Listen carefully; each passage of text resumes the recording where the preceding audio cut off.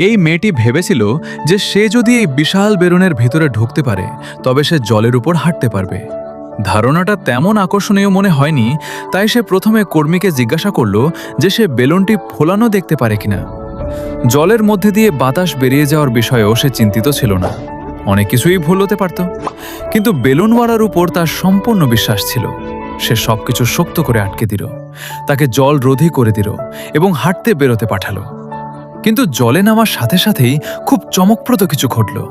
কিন্তু সংক্ষেপে দেখুন, তার আগে যদি জম্বিরা আপনার বাড়িতে আক্রমণ করত, আপনি প্রথমে কাকে বাঁচাতেন? যদি আপনি আপনার ফোন বাঁচাতে চান তবে উপেক্ষা করুন।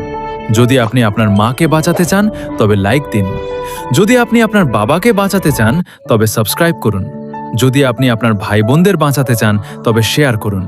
আর যদি আপনি সবাইকে বাঁচাতে চান তবে সবকিছু করুন। তারপর মেয়েটি বুঝতে পারল ভারসাম্য বজায় রাখা কতটা কঠিন।